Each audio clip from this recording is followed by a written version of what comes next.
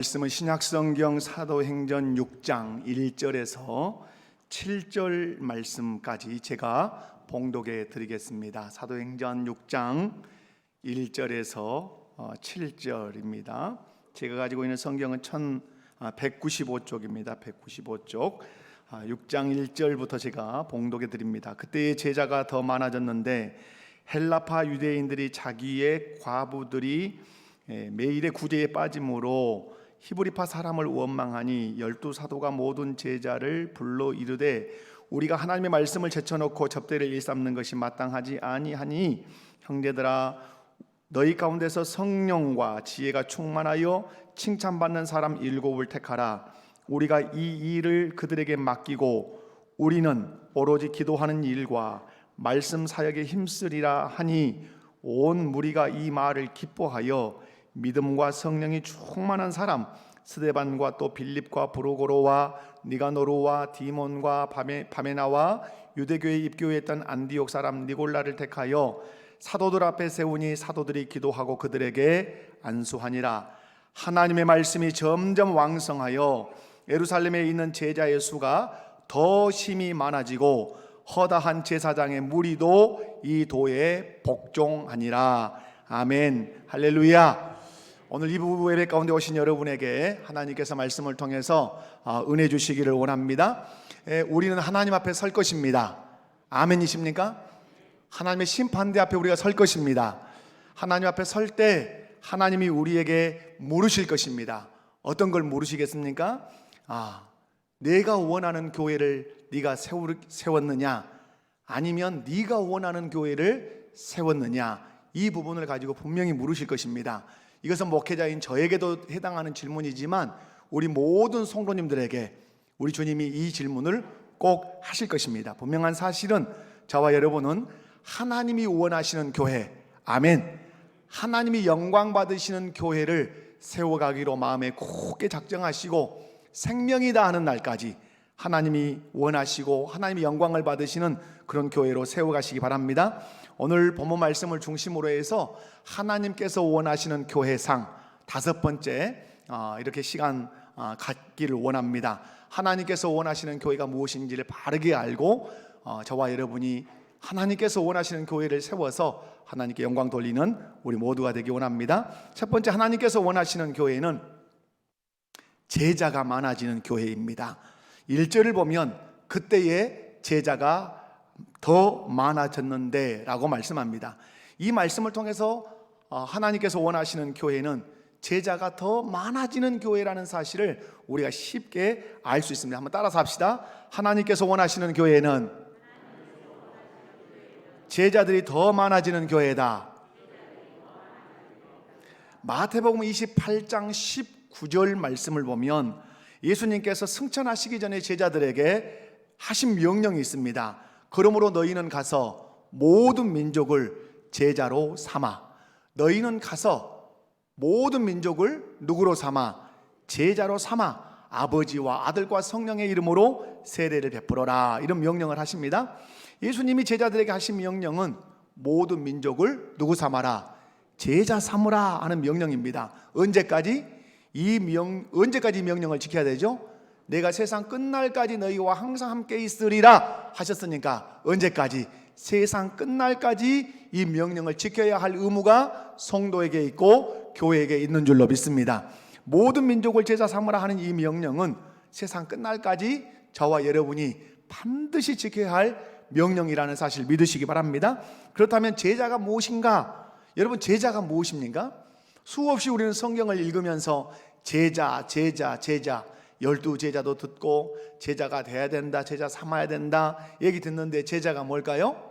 여러분, 제자라는 말은 헬라어로는 마데테스라고 하는 이 단어인데요, 이것은 예수님이라고 하는 이 존재를 나의 구속주로 온전히 믿고 받아들이고 그리고 그분의 가르침을 열심히 배우고 그리고 그분의 가르침대로 살아내는 사람이에요. 이것을 쉽게 얘기하면 예수님을 나의 구주로 온전히 믿은 이후에 그리고 예수님의 말씀의 가르침을 받아서 예수님처럼 생각하고 예수님처럼 행동하는 것이에요. 그리고 예수님을 위해서 생명까지 바치겠다고 각오하면서 예수님을 따라가는 그 사람이 예수님의 누구다? 예수님의 제자다. 아멘. 그런데 오늘 본문 1절 말씀을 보면 그때의 제자들이 많아졌다 이렇게 말씀해요. 여러분, 그렇다면 여기서 그때가 언제일까요? 오늘 시제로 보면 그때의 제자들이 많아졌다 이렇게 얘기해요. 그럼 그때가 어느 때겠냐 말. 그러면 오늘 6장 1절에서 그때 얘기했으니까 어디가 그때가 얘기하고 있겠어요? 5장 어디선가 얘기하겠죠. 멀리서 말하지 않고 5장 끝절 42절에 이렇게 말씀합니다. 다 같이 한번 읽어볼까요? 그들이 날마다 성전에 있든지 집에 있든지 예수는 그리스도라고 가르치기와 전도하기를 그치지 아니하니라. 아멘. 여기서 그들은 사도들입니다. 사도들이 날마다 성전에 있든지 집에 있든지 예수는 누구라? 예수는 누구라? 예수는 누구라? 그리스도라. 그리스도라. 가르치기와 전도하기를 그치지 않을 때 누가 많아졌다? 제자들이 더 많아졌다 이렇게 말씀하고 있습니다. 분명한 사실은 전도할 때 제자가 많아질 줄로 믿습니다. 그러나 여러분 42절에서 놓치지 않아야 될 것이 있어요. 전도만 하면 그냥 제자가 되는가? 여러분 그런다고 생각하십니까? 전도만 해서 교회 안에 앉아 있으면 그 사람이 제자가 될까요? 그러지 않습니다. 42절에서 눈여겨보아야 할 단어가 있습니다. 그게 뭐죠? 가르쳤다는 말이에요. 가르치고 전도하는 것을 그치지 않았다. 전도만 말하는 것이 아니라 무엇까지?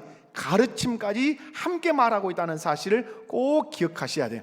전도만 하면 제자가 되는 것 아니라 전도받아서 교회 안에 소속한 사람은 반드시 어떠해야 된다? 예수가 그리스도라고 하는 사실을 가르침을 받고 그분을 어떻게 믿고 섬기는지에 대해서 배우고 그렇게 살아낼 때 누가 된다? 제자가 된다. 그런 의미에서 우리가 예수님께서 말씀하신 마태복음 28장 19절과 20절 말씀을 마음에 꼭 새기셔야 돼요. 여러분 예수님 부활 승천하신 이후에 마태복음 28장과 19절은 다 기점이 되는 거예요. 여기서부터 이제 사도행전의 역사, 그 다음에 교회의 역사가 쭉 펼쳐지는데요.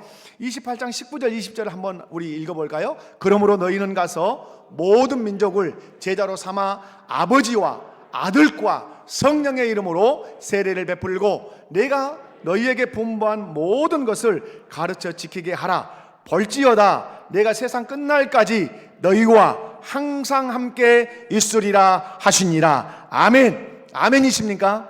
여러분 예수님은 너희는 가서 모든 민족을 제자로 삼으라고 말씀합니다. 이거 제자를 삼다라고 하는 이 성경, 이 말씀은 NIV 성경 같은 데 이렇게 찾아보면 쉽게 make disciple 이렇게 되어 있어요. 이 말은 뭐냐면 제자를 만든다 이런 뜻이에요. 그러니까 제자는 전도에서 데려다 놓으면 제자가 되는 것이 아니라 교회가 제자를 만드는 거예요. 그럼 어떻게 만들 거예요? 아까 42절에 있는 것처럼 가르침으로 만들어지는 거예요. 다시 말해서 주님의 말씀으로 훈련받음으로 말미암아서 또 훈련받아 삶으로 말미암아서 그 사람이 비로소 예수님의 누가 된다? 제자가 된다는 사실을 이 말씀을 통해서 우리가 알 수 있어요. 여러분 어떤 훈련을 통해서 제자가 되는지 28장 20절을 눈여겨보셔야 돼요. 마태복음 28장 20절을 여러분 눈여겨보시면 제가 이렇게 색깔을 이렇게 칠하도록 되어 있는데 내가 너희에게 어떠한 분부라는 말 하나를 기억해야 됩니다. 그 다음에 모든 것을 가르친다는 말을 하나 기억해야 됩니다. 그 다음에 하나 지키게 하라. 지킨다는 이 말을 기억해야 돼요. 이 세 개가 융합이 되어서 이 세 개가 삼위일체가 되어서 내 안에서 작동해 낼 때 내가 그때 누가 되는 거죠? 예수님의 제자가 되는 거예요. 예수님의 제자가 되려면 제일 먼저 누구를 믿어야 돼요? 예수님 믿어야 돼요. 예수님을 누구로 믿어야 돼요? 분부했다는 말은 커맨드, 어떤 명령, 어떤 계명, 이걸 예수님이 주셨다는 거예요. 누구로서 주신 거죠? 왕으로서 주신 거예요. 왕으로서 당신의 나라 백성들에게. 그러므로 제자가 되려면 제일 먼저 예수님의 분부, 예수님의 명령을 꼭 알아야 돼요. 알기 위해서 어떻게 되죠? 가르침을 받아야 돼요. 열심히 가르치고 열심히 배워야 돼요. 여기까지 끝나면 제자가 되는가? 그렇지 않아요. 여기까지는 다 지식적인 것이에요. 그 다음에 뭐죠? 예수님의 분부를 이제 가르침을 받아서 어떻게 해라? 지켜라. 언제까지 지켜라? 세상 끝날까지 지켜라. 내가 너희와 항상 함께 있을 것이다. 이렇게 말씀해. 사랑하는 성도 여러분, 예수님의 제자가 되는 길은 예수님의 분부를 마음에 늘 새기는 그 훈련, 가르침을 받는 그 훈련, 배우는 훈련을 하고, 그리고 그 가르침을 따라서 세상에서 살아내는 그 사람이 예수님의 제자라고 하는 사실이에요. 목표점은 어디 있을까요? 예수님을 왕으로 모신 자가 예수님의 명령을 배웁니다. 또 가르침을 받습니다. 그리고 그대로 삽니다. 살아서 목표하고 싶은 주님의 의도는 못 가요. 늘 제가 말씀하죠. 예수님이 왕이신데 그분의 명령을 우리가 배우고 익혀서 지켜서 세상에서 살아냅니다. 궁극적으로 그것을 통해서 뭘 의도하시는 거죠? 이 땅에서 뭘 이루어라? 하나님 나라, 내가 다스리는 나라가 어떤 나라인지 삶으로 보여내라. 삶으로 보여내라. 삶으로. 예수를 10년 믿었냐 20년 믿었냐 그게 중요한 게 아니다. 목사냐 장로냐가 중요한 게 아니다. 네가 예수님의 명령을 내 삶의 원리로 가지고 지켜서 살아내면서 네 삶의 현장에서 하나님 나라를 네가 구현하고 있느냐, 이게 중요하다는 것이죠. 여러분, 많은 사람들이 예수님을 믿고 신앙생활을 해요. 그런데 성도로 교인으로는 신앙생활을 할지 모르지만 제자로 신앙생활을 하지 못하는 분들이 있어요.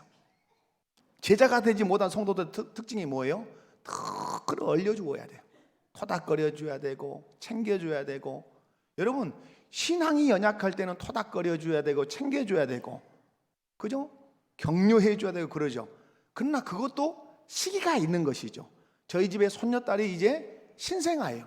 온 식구가 집중해서 그 아이를 돌봅니다. 언제까지 돌봐야 될까요? 얘가 잘하면 잘한 만큼 돌봄의 손길은 줄어들어야 되겠죠. 그리고 이 아이가 크면 어느 순간에는 돌봄을 받았던 사람이 돌보는 사람이 돼야 되겠죠. 후에는 엄마가 되고 할머니가 되어서 돌보는 사람으로 변화돼야 되겠죠.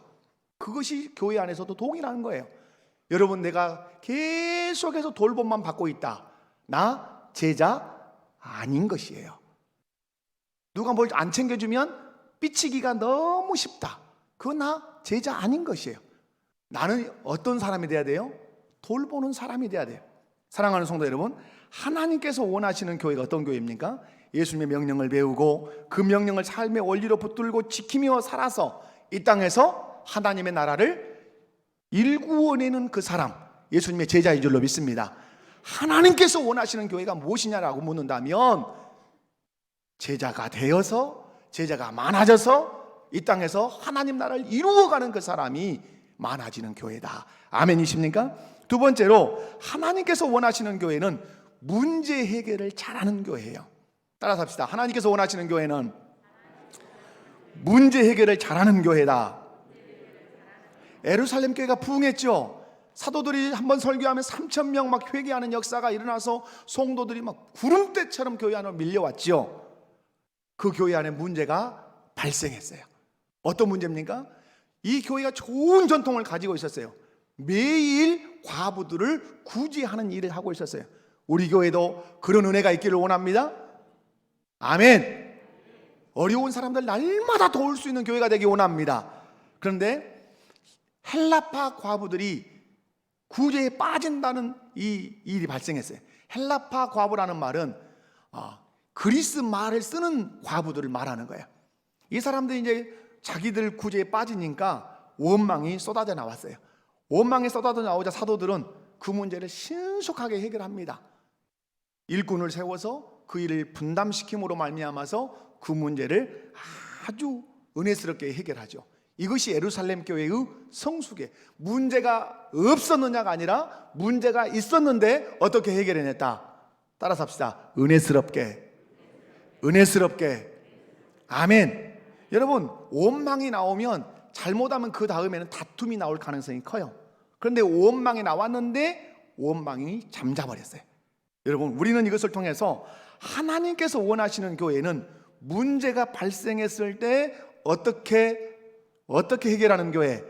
은혜롭게 해결하는 교회. 우리 목복교회 그런 교회 되길 원합니다. 아멘. 교회 안에도 문제가 발생할 수 있지요. 왜 발생할 수 있습니까? 저와 여러분이 우리 모두가 연약한 사람이기 때문에 그렇습니다. 여러분의 가정에 문제가 없습니까? 연애할 때 없으면 죽고 못 살 것 같아서 결혼을 했는데 결혼해 보니까 화상 같아요. 이런 인간이었으면 내가 결혼 안 했을 걸 하는 생각이 번쩍번쩍 들 수도 있을지 몰라요. 문제 있습니까? 없습니까? 있지요. 내가 낳은 아들, 딸 내 마음 아프게 할 때 있지요. 내 부모인데 자녀인 내 마음 아프게 할 때 있지요. 왜 그러는 거죠? 우리 모두는 연약한 사람이에요. 연약한 사람. 여러분, 사도들도 연약한 사람이고 헬라파 과부들도 연약한 사람이고 제자들도 연약한 사람이에요. 여러분, 중요한 거 뭐죠? 사람을 대할 때 그렇게 보는 거예요. 연약한 사람. 어떤 사람? 여러분의 남편 연약한 사람, 여러분의 아내 연약한 사람, 여러분 연약한 사람, 여기 서 있는 이정태 목사 연약한 사람. 이걸 인정하고 사람을 바라보면 좀 실수를 하면 어떻게 할 수 있죠? 그럴 수 있겠지.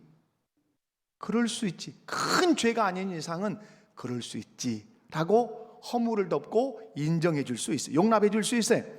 여러분, 이렇게 하면 상당히 많은 문제들을 문제가 되지 않게 할 수 있어요. 그런데 우리가 연약한 존재라는 사실을 망각하고 마치 내가 완벽한 것처럼, 그리고 상대도 완벽한 사람인 것처럼 그렇게 생각하면 절대 실수를 용납하지 않으려고 합니다. 꼬치 아주 검사님께서 누군가를 치조하듯이 꼬치 그럴 수 있어요. 여러분, 제가 엊그제 밤에 제 아들 사무엘에게 마음을 좀 상하게 한 적이 있어요. 뭘 이렇게 누나가 뭘 사서 이렇게 자기 방에 설치해야 되는 것들을 이렇게 조립을 해야 돼요. 근데 한 11시가 돼 가는데 조립을 하는데 저는 옆에서 이렇게 새벽 예배 준비하고 있는데 콩캉콩캉해요. 여러분, 저는 단독주택에서만 살아서 아파트의 긴장감을 몰랐어요. 이게 보통이 아니더라고요. 10시 반 이상이 되면 화장실 물 내리는 것도 조심해야지, 이 세면기 물 켜서 하는 것도 조심해야 되지, 걷는 것도 조심해야 되지. 그런데 아들 녀석이 쿵쾅쿵쾅 망치질로 뭘 하는 거예요. 조용히 좀 해라. 근데 이 좋게 나갔겠어요? 아버지가 목사야. 이 딱지 없는 거예요. 막 짜증을 부리고 그런 거죠. 그래도 시끄러운 거예요. 자기는 막 침대 위에다 올려놔도 뭔가 한다는데. 그래서 찾아갔지요. 제가 이제 조립을 하기 시작한 거예요. 그러면서 제가 떠오르는 생각이 있었어요. 중1이지 이 생각이 났어요. 중1이지 나와 같이 어른 아니지 이 생각이 엄청 미안한 마음이 들었어요. 내가 너를 이제 초등학교를 졸업한 아들로 생각하지 못하고 나인 것처럼 생각한 것에 대해서 참 사과 못했어요. 사무엘 사과한다.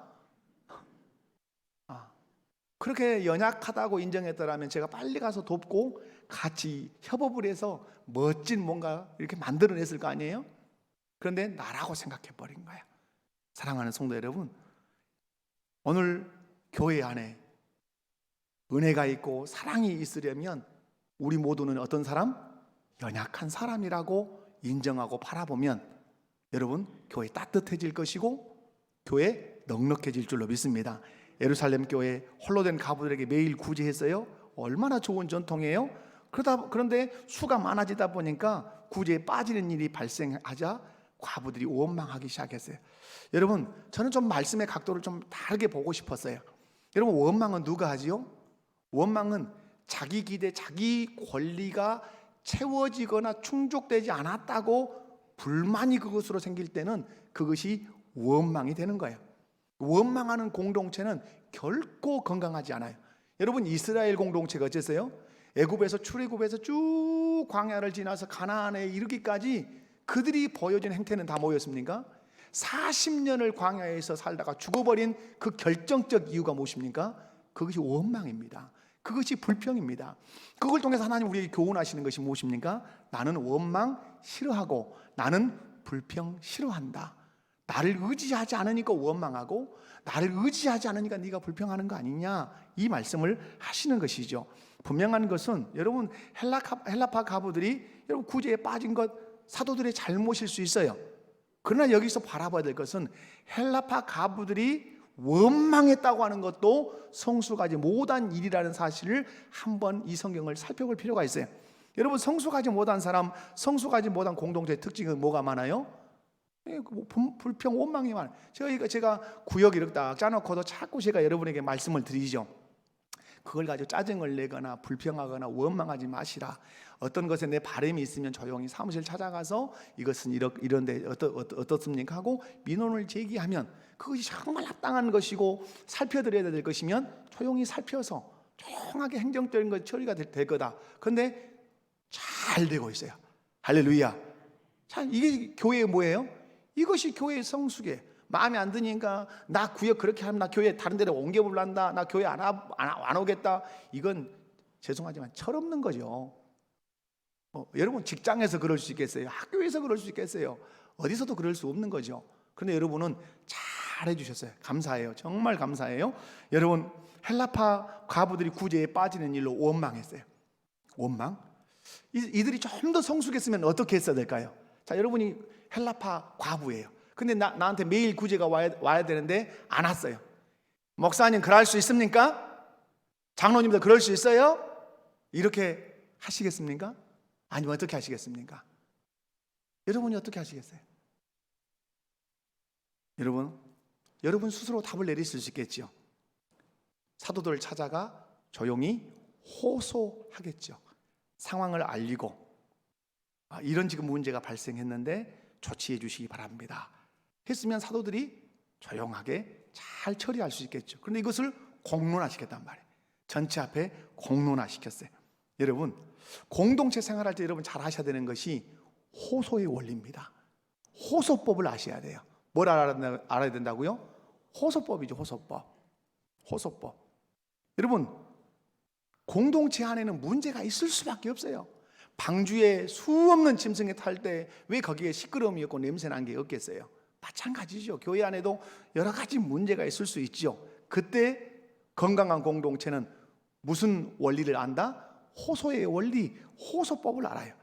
그래서 어떻게? 조용히 찾아가서 상황과 문제를 정확하게 알려주는 거예요. 정확한 그 정보를 권위자에게 알려주는 거예요. 상황이 이렇습니다. 그래서 이런 문제가 발생했습니다. 그러므로 이렇게 조치해 주시면 좋겠습니다. 그러면 권위자가 그것을 잘 받아서 그 문제를 해결할 거 아니에요? 여러분, 그런데 헬라파 과부들은 원망만 했죠. 여러분, 예수님의 호소를 저는 많이 여러분에게 소개했습니다. 예수님은 호소의 대가십니다. 마태복음 26장 39절을 우리 한번 함께 읽어보도록 합니다. 또렷또렷하게 시작. 조금 나아가사 얼굴을 땅에 대시고 엎드려 기도하여 이르시되 내 아버지여, 여기서 아버지는 권위자가 되십니다. 만일 할만하시거든 이 잔을 내게서 지나가게 하옵소서. 그러나 나의 원대로 마시옵고 아버지의 원대로 하옵소서 하시고. 아멘. 여기서 아버지여는 성부 하나님, 권위자예요. 권위자를 향해서 호소하는 거예요. 어떻게? 아버지 할만하시거든 이 잔이 뭐예요? 십자가. 정말로 창에 찔려야 되고 가시멜류관 써야 되고 양손 양발에 못 박혀야 되고 수없는 조롱과 희롱을 당해야 되는 그 십자가, 이 십자가 지기가 너무 힘들 것 같습니다. 이 잔이 내게서 그냥 지나가게 해주세요. 이 십자가 좀 앉을 수 있도록 좀 해주세요. 이것이 제 뜻입니다. 제 생각입니다 라고 호소했죠. 중요한 접속사가 있죠. 그런데 그러나 말합니다. 그러나 나의 원대로 마시옵고 아버지의 원대로 되기 원합니다. 내 사정을 내가 분명히 하나님 아버지께 알려드리기는 하지만 내가 원하는 대로 결정해 달라는 말씀은 아닙니다. 아버지가 원하는 대로 결정을 하시면 내가 원하는 결정이 아닐지라도 나는 기쁨으로 그 일을 감당하겠습니다. 이게 호소예요. 그래서 예수님 어떻게 했어요? 예수님이 지나가게 해달라는 거 지나갔습니까? 안 지나갔죠. 그 고난의 십자가 치게 하셨죠. 주님 기쁨으로 지신 줄로 믿습니다. 그래서 권위자이신 하나님 아버지를 기쁘게 하셨고 하나님 아버지의 뜻을 이루어 드렸다고 하는 사실이에요. 여러분, 호소는 내 뜻, 내 생각을 권위자에게 알려드리는 겁니다. 그러나 요구하는 것이죠. 내 뜻은 이거지만 권위자인 아버지가, 권위자인 사장님이, 권위자인 목회자가 어떤 결정을 하든지 간에 나는 그걸 하나님의 뜻으로 받아들이고 기쁨으로 순종하겠습니다. 내 뜻과 어떠하다 할지라도, 정반대의 결정을 하신다 할지라도 마음에 쓴 마음을 품지 않고 내가 그걸 기쁨으로 받아들이겠습니다. 이 호소를 누가 하셨죠? 예수님이 하셨어요. 오늘 예루살렘 교회 안에 헬라파 가부들이 해야 될 일이 뭐죠? 이 호소를 해야 되는 것이죠. 우리 안에 매일의 구제가 빠져버렸습니다. 이걸 참작해 주시고 살펴주십시오. 어떤 결정을 하든지 간에 저희들은 기쁨으로 순종하겠습니다. 이랬다면 이 예루살렘 교회 얼마나 은혜스러웠겠어요. 물론 사도들이 잘 해결함으로 은혜가 유지가 됐어요. 신앙의 실력이 무엇입니까? 여러분, 신앙의 실력이 무엇입니까? 신앙의 실력은 맡겨진 일 잘하는 것도 신앙의 실력입니다. 진짜 신앙의 실력은 그런데 문제가 발생할 때 그 문제를 은혜스럽게 처리하는 것이 신앙의 진짜 실력인 줄로 믿습니다. 여러분, 전쟁이 나면, 나라가 난국을 만나면 진짜 애국자와 매국노가 구분이 된다 그래요. 그러지 않습니까? 나라를 팔아먹을 사람과 나라를 부둥켜 안고 피 흘리기까지 나라를 사랑하는 사람이 구분이 돼요. 마찬가지죠. 교회 안에서도 통일하다고 하는 사실이죠. 여러분, 진정한 신앙의 실력은 공동체 안에 문제가 발생했을 때 큰 문제인데 그 문제를 어떻게 만들어버리는 거죠? 아무 문제가 아닌 것처럼 만들어내는 것, 그것이 신앙의 실력인 줄로 믿습니다. 진짜 신앙의 실력이 없는 사람은 지극히 작은 것, 초등학생도 이해할 법한 그것을 크나큰 문제가 되게 하는 것이에요. 그것이 신앙의 실력 없음이에요. 여러분, 예수님이 왜 실력이 좋으신 분이십니까? 예수님이 왜 실력이 좋으시죠? 이 인류의 가장 큰 문제가 무엇이었습니까? 죄 문제지 않습니까? 어느 누구도 해결할 수 없는 죄 문제, 그 죄 문제를 주님이 문제시로 하신 것이 아니라 그것을 다 당신이 짊어지고 그 문제를 해결해 내신 거잖아요. 그것을 우리가 생각해야 되는 것입니다. 사랑하는 성도 여러분, 사도들은 헬라파 가부들의 원망을 듣고 어떻게 문제 해결합니까? 제일 먼저 인정합니다. 오늘 인정했다는 말은 없어요. 그런데 조치를 취하는 것을 볼 때 인정한 거예요. 저는 많이 부족하죠. 여러분 앞에서 부족한 것이 잘하는 것보다 부족한 것이 훨씬 차고 넘치리라고 제가 봐요. 그럼에도 불구하고 담임 목사라고 저 앞에서 늘 그렇게 존경을 표해 주신 여러분에게 더없이 저는 감사할 뿐이죠. 저는 늘 마음 가운데 또 가정에서도 그렇게 고백을 합니다. 교회 공동체의 문제는 만약에 어떤 문제가 발생하면, 만약에 중고등부에서 어떤 문제가 발생하든 유치부에서 문제가 발생하든 작년에서 어떤 문제가 발생하든 항상 마지막에는 누구 문제라? 담임 목사인 저의 부덕함입니다. 저의 불찰입니다. 제가 연약해서 그렇습니다 라고 인정해야 하는 위치에 있다고 하는 사실입니다. 가정에서 제 아들이, 어떤 제 아내가 어떤 실수를 하면 네가 그래서 그랬냐? 이렇게 하는 건 아니지 않겠습니까? 누구의 문제죠? 가장인 아버지의 문제. 제가 잘못 가르쳐서 그렇습니다 라고 하는 것. 이렇게 될 때 어떻게 되죠? 여러분, 무릎을 꿇고 고개를 숙이는 장수의 목을 베는 일은 없다 하는 얘기를 합니다. 사랑하는 성도 여러분, 오늘 예루살렘 교회의 문제가 조용하게 은혜롭게 해결된 것은 사도들이 그들의 실수를 조용히 인정했다고 하는 사실이에요. 그런데 중요한 것은 그것입니다. 공동체가 그것을 또한 기쁨으로 간합했다고 하는 사실이에요. 사도들이 인정하니까 아이고 그러시지 않아도 되는 것을 했든지 잘 받았다는 것이에요. 그리고 사도들이 한 일이 뭡니까? 7 집사를 세운 것이죠. 사랑하는 성도 여러분, 그런데 오늘 여기서 눈여겨볼 것이, 이 문제가 생겼을 때 사도들이 7 집사를 세우면서 한 이야기에 여러분 좀 귀를 기울이셔야 돼요. 어떤 얘기를 했습니까? 사도들이 어떤 얘기 했어요? 우리가 말씀을 제쳐놓고 접대하는 일에 집중하는 것이 옳지 못하다. 그리고 나서 7 집사 세우고 나서 뭐 했습니까? 기도하는 일, 오로지 기도하는 일과 말씀 사역에 힘썼다 했어요. 왜 여러분 이 문제와 이 얘기가 함께 나온다고 여러분 고민해 보십니까? 성경을 보시면서 저는 이 말씀에 좀 고민이 됐어요. 왜 이 이야기를 했을까? 우리는 이 성경을 읽으면서 교회가 부흥하고 숫자가 많아지고 사도들의 수는 적으니까 그래서 펑크가 나서 문제가 해결됐다고 이런 쪽으로만 성경을 보고 해석을 했어요. 근데 저는 좀 달리 보기 시작했어요. 뭐냐면 사도들이 왜 말씀을 제쳐놓고 접대하는 일에 일삼는 것이 옳지 못하다 했을까? 원망은 왜 과부들이 원망했을까? 이들을 말씀으로 더 훈련시켜야 되는데 말씀의 훈련이 깊이 되지 않으니까 도리어 이 문제 앞에서 감사하지 못하고 원망하는 사람이 되었구나 라고 사도들이 해석했을 가능성도 있겠다고 제가 말씀을 본 거예요. 또 하나 어떤 문제죠? 우리가 열심히 교회를 위해서 성도들을 위해서 기도했어야 되는데 기도하지 않으니까 교회 안에 원망의 문제가 발생했다. 이렇게 사도들이 자기 사역을 해석해냈을 가능성도 있다고 저는 보고 싶은 거예요. 이해 가십니까?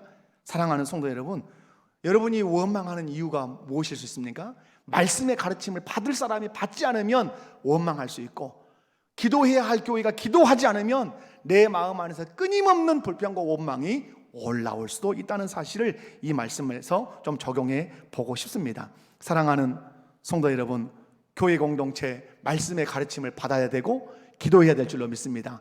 우리 하나님께서 원하시는 교회 공동체 어떤 거라고요? 문제가 있으나 그 문제를 어떻게 해결해내는 교회? 은혜스럽게 해결해내는 교회. 아멘. 여러분의 가정 안에 문제가 있으면 시끌사끌 하는 게 좋습니까? 은혜스럽게 해결되는 게 좋습니까? 은혜스럽게. 그것이 신앙의 무엇이다? 실력이다. 그것이 신앙의 능력이다. 아멘. 세 번째, 하나님께서 원하시는 교회는 어떤 교회일까요? 일꾼을 세워 일을 분담하는 교회. 헬라파 과부들이 매일 구제에 빠졌어요. 원망하는 문제가 발생했어요. 그래서 사도들이 기도하면서 생각하게 된 게 뭐죠? 일꾼을 세우자.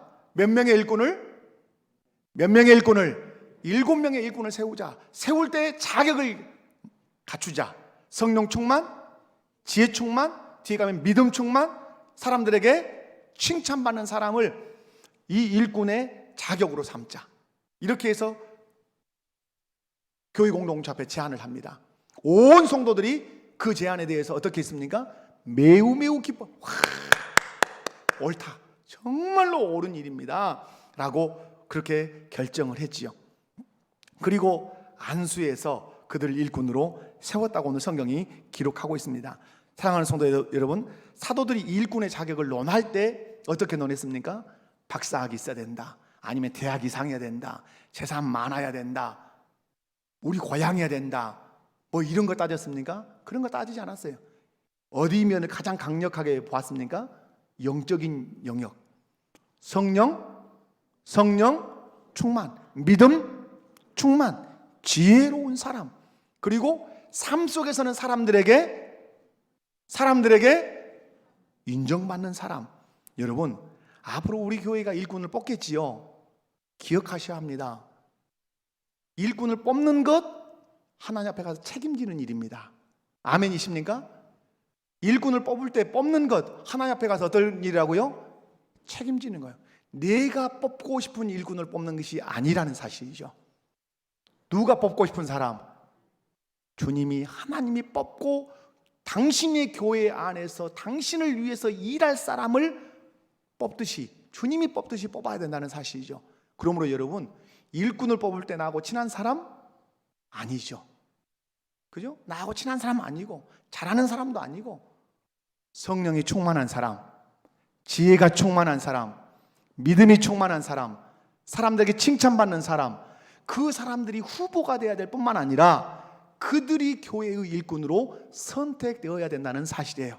하나님이 원하시는 교회는 바로 그런 교회라고 하는 사실. 여러분, 우리 교회 안에 성령이 충만한 사람, 믿음이 충만한 사람, 지혜가 충만한 사람, 사회에서나 교회에서 칭찬받는 사람들이 많아지기를 원합니다. 그런 이들이 교회의 일꾼이 되기를 주님의 이름으로 축원합니다. 그래서 여러분이 일꾼을 뽑을 때 나하고 친한 사람이냐 이걸 내려놓고, 나하고 같은 학교냐 이걸 내려놓고, 같은 지역이냐 이걸 다 내려놓고, 성령이 충만한 사람이냐, 그 사람이 지혜가 충만한 사람이냐, 믿음이 충만한 사람이냐, 교회 안에서 사회에서 인정받는 사람이냐, 그것을 면면히 살펴서 그래도 이런 사람이구나 라고 한다면 떨리는 마음으로 그 사람의 이름을 추천해 주는 것이죠. 그래서 일꾼 되게 하면 교회가 품격이 있겠죠. 어떤 품격? 예수 그리스도의 자태를 드러내고 마치 예수님이 이 교회를 이끌고 가시는 것처럼 그들이 그렇게 섬기지 않겠어요? 사랑하는 성도 여러분, 교회가 기도할 것이 무엇이겠습니까? 성령과 지혜가 충만하여 칭찬받는 사람들이 많아지게 하여 주시옵소서. 그런 사람들이 택함받아 주님의 품격을 드러내는 교회로 세워가게 하여 주시옵소서. 이렇게 기도해야 될 줄로 믿습니다. 이런 사람들이 일꾼으로 세워지니까 어떤 결과가 있었습니까? 7절을 한번 읽어보겠습니다. 7절입니다. 다 같이 시작. 하나님의 말씀이 점점 왕성하여 예루살렘에 있는 제자의 수가 더 심히 많아지고 커다한 제사장의 무리도 이도에 복종하니라. 아멘. 여러분, 오늘 말씀 어떻게 7절이 또 마무리하죠? 제자의 수가 더 많아졌다고. 그런데 그 앞에 7절의 시작이 뭐죠? 이렇게 일꾼을 세우고 사도들이 기도하고 사도들이 말씀 사역에 힘쓰니까 하나님의 말씀이 어떠하였더라? 점점 왕성하였더라. 아멘. 여러분, 교회 안에서 왕성해져야 되는 것이 무엇입니까? 하나님의 말씀인 줄로 믿습니다. 사람의 소리가 왕성해지는 것이 아니라 하나님의 말씀의 소리가 왕성해질 줄로 믿습니다. 이것이 파도가 되어서 교회를 넘어 세상으로 하나님의 말씀이 왕성하게 나아간다면 하나님의 영광이 교회 안에서뿐만 아니라 우리가 사는 삶의 영역에서 드러나게 될 줄로 믿습니다. 사랑하는 성도 여러분, 왜 이런 거룩한 물결이 일어날 수 있냐 이 말이죠. 왜?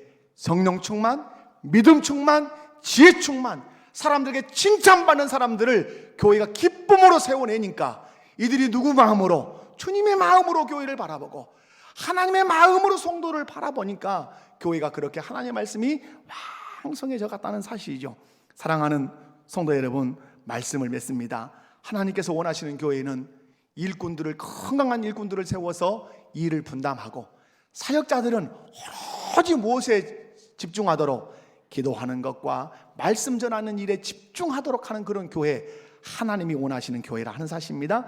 전도에서 주님의 명령을 지키고 주의 그 은혜를 드러내는 제자가 많은 교회가 될 줄로 압니다. 뿐만 아니라 교회 공동체 안에 어떤 문제가 발생하더라도 문제를 문제화시키는 것이 아니라 문제를 하나님을 생각하면서 문제를 해결해내고 교회 공동체를 생각하면서 문제를 은혜스럽게 해결해내는 그런 교회가 되기를 원하고, 또 일꾼을 세울 때 성령 충만, 믿음 충만, 지혜 충만, 사람들에게 인정받는 사람들을 세워서 주님의 품격, 마치 주님이 살아계셔서 이곳에 직접 와 계셔서 교회를 세워가시는 것처럼 그렇게 세워가도록 일꾼을 세우는 그런 교회, 누가 원하신다? 하나님이 원하신다. 이런 교회 이루어가기를 주님의 이름으로 축원합니다. 하나님 감사합니다. 하나님이 원하시는 교회 세워가게 하여 주시옵소서. 그런 도구로 쓰임받게 하시옵소서. 사람의 소리가 나는 교회가 아니라 하나님의 말씀만 왕성해지는 교회가 되게 하시옵소서. 아는 사람, 친한 사람들이 일꾼으로 세워지는 것이 아니라 하나님 성령과 지혜와 믿음이 충만하고 교회 안에서나 밖에서 칭찬받는 사람들이 주의 일꾼으로 세워져서 하나님의 영광을 찬란하게 드러내고 하나님 나라를 이루는 교회가 되게 하여 주옵소서. 제자가 많아지게 하시되 말씀의 가르침을 신실하게 받아서 내 생각으로 교회를 섬기는 것이 아니라 하나님의 말씀 따라 지킴으로 하나님의 교회를 세우고 하나님 나라를 확장해가는 우리 목포교회 꼭 되게 해 주옵소서. 그런 교회 되게 해 주실 줄로 믿습니다. 거룩하신 예수님의 이름으로 기도하옵나이다. 아멘.